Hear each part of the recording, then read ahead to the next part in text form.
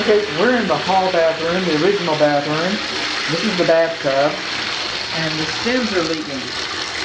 See, all three of these stems. Shower stem. Well, it doesn't leak when it's on. When it's off, it leaks. All these stems leak. The drain stopper is missing. Okay, and this bathtub isn't refinished probably more than once. And you can see there's some cracks and deflections in the porcelain finish. This finish is about to give up the ghost. And what you're going to learn, what most people find out, is that yes, you can refinish a bathtub, but after a few times, after a couple times actually, you're going to soon learn that really it's time. It's prudent to budget for replacing the tub. I'm not saying that you can't refinish this. I'm not saying that you're not going to refinish it. I'm not going to say that you won't enjoy it after you refinish it, but you won't enjoy it long because it'll look like this sooner rather than later. All this is coming back. All this is coming back. This bathroom does not have a vent fan. It's got an operable window. Vent fans are not required if you have operable windows. This commode is too close to the cabinet.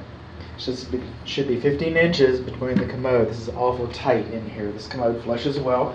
There are no escutcheon plates in the plumbing here. No escutcheon plates. So this is little silver things.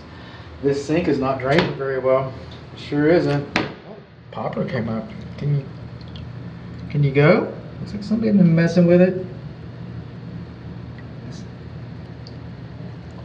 Really? Are you leaking under here? No? Alright.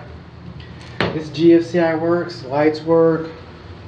This receptacle outlet, one on the left, okay. Home faces north, that's the front yard right there. On the west wall, this electric receptacle outlet's not working for us today. Just isn't working. In case you haven't guessed, this is the interior plumbing video and appliances. Coming along here so I can get up this step. It looks like that's my client's coming back. Okay, that's fine.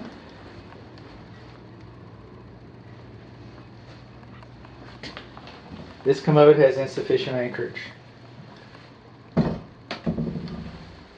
This is your cold water.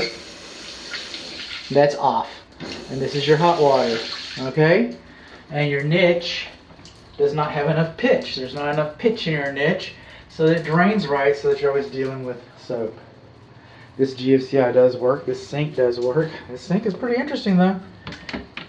The lavatory basin, okay, that's your P-trap over on the side. You don't have a P-trap. Flexible drain, those connectors, okay, that's where all the cooties hide. That's where everything gets caught up. GFCI does work. Window does work. Oh, this one's a slider. Alright, we got louvered doors as well, and the vent fan. Now the vent fan, he's an interesting animal because he doesn't vent outside. No sirree. He doesn't vent outside at all. He vents straight into your attic. You're going to find that this room, I know this isn't plumbing, but you're going to find that this room is the warmest room in the house. It's got the poorest insulation. So we're moving on along. Hey, I'm sorry. No, you're good, man. I already told the video that you're here. So we're in the kitchen now, and what's happening here is this is called a foul line, F-O-U-L. That's how it's hillbilly home inspections. So it's supposed to cascade down like this. When you have a foul line like this, well, what happens is that's where all the germs and the bacteria and the cooties and the viruses hide. And your realtor, she'll tell you, she'll say, okay, just put a little bleach under there, you'll be all right. And I guess so. And my rear view mirror isn't that good. I've yet to have a client call me up and say, good catch, bud, glad you got that foul line. I don't know if that's the hill you want to die on. I would never dissuade my client from seeking perfection, and I hate discounting my work. But that's probably is what it is. Probably, and that doesn't make it right. It means it makes the report. Okay, coming on down here, we got a loose receptacle outlet for the food waste disposal, a little 1/3 horsepower garbage disposal. See this hose right here? This is the drain hose. This is the drain hose for the dishwasher. You're supposed to have an anti-siphon loop. There's nothing to keep the water, the barometric pressure. You fill this sink full of dirty dishes, what's going to keep it from coming down this hose and do your clean dishes? Nothing. Nothing's going to keep it from doing that. We don't have discussion plates underneath here too. And here's another one of those flexible drain lines. Here's another one of those crazy P-traps. It's a crazy house. It's a crazy house. You think that's going to drain right? I doubt it. I doubt it very seriously, actually. Garbage disposal. We've got a loose receptacle outlet. Okay, we've got a loose receptacle outlet. Don't have a cover plate. And then right here, you know what those are? Those are sticks. Those are sticks. Those are sheetrock screws and sticks. That's what that is. What are they doing under there? What I got sticks underneath there for? It's holding up your sink. See, the manufacturer of this sink believes that you should have used the clips that came with it, and they screw them into the bottom of this and they hold it up. But that takes too long. No sense in doing that. Just throw a couple sticks in there, fill up, put some sheetrock screws in there. Let's go to the beer store. Oh, Doug, you're so fast. I know. Fastest guy in the shop. I'm getting a raise next week. That's what's holding your sink up. Sticks with sheetrock screws, just like that. Can you imagine that? I can't. Oh, I mean, I can imagine. I see it every day. Okay, when this house was a baby in the builder's belly, and they're framing all this out, all these switch boxes and stuff, they came out just enough so that when you came with the drywall, the gypsum board, came out so they all melt nice and flush. And then we came in here and we put all this beautiful little brick splashback in here. That's nice. I like it. I want some. I want some in my kitchen. But what happened is it extended out.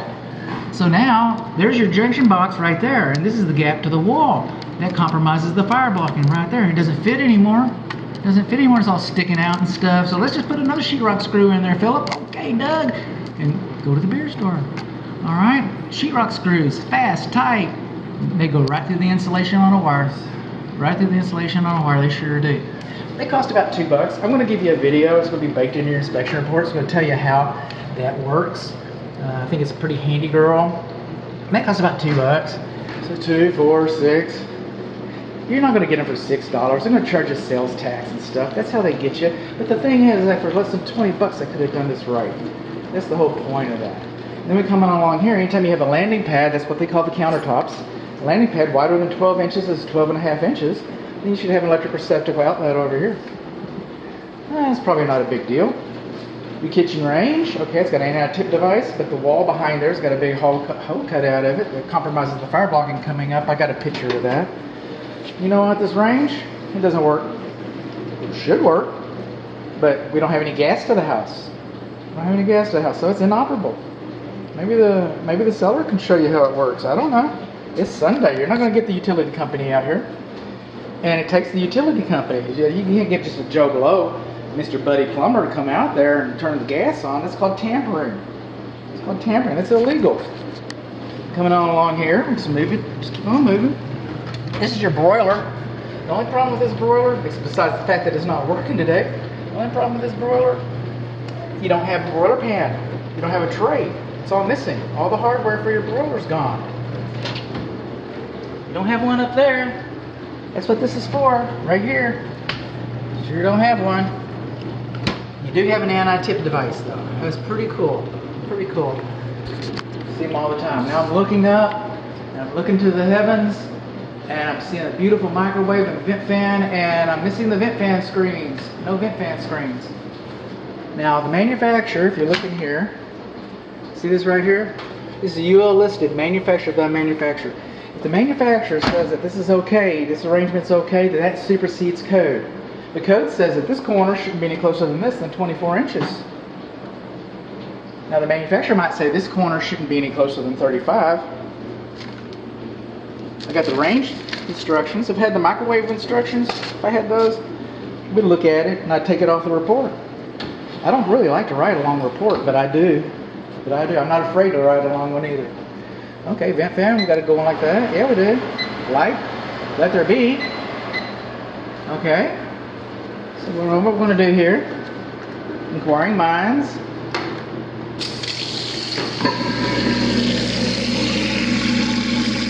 Not too quiet, not too loud, just right.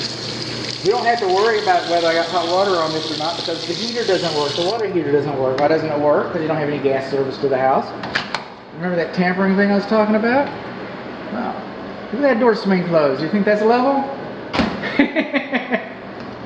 Alright, let's put some time on here. 15 seconds on my little handkerchief right there. Okay. that should get us some steam going. And the reason why I'm bothering to say that is because I like to talk a lot. And besides that, I was at a house yesterday and my napkin hardly got warm. It was a good looking microwave too. And this is a good looking microwave. It's just mounted crooked. Let's see. Microwave is crooked. That's hot. All right. Nice to know that it works. Nice to know that it works. Moving on along here. The new codes, the new safety codes, is the clothes dryer is, you got a 3-prong electric clothes dryer, and the clothes dryer is supposed to be GFCI protected. And it's supposed to be mounted securely. It's supposed to have a cover plate on that. By the way, it does work. We got that much going for us. And then, of course, the laundry is supposed to be GFCI. The clothes washer is supposed to be GFCI protected and grounded. Well, it's grounded. A lot of this house is grounded. Two points for that. But it's not GFCI protected. And then the hot and the cold, they're supposed to be labeled hot and cold. You probably figure it out. And you get your washer in here all the time. You know, you're not going to. And by the way, measure this and see if your stuff is going to fit. Just saying. Just saying. Measure your stuff.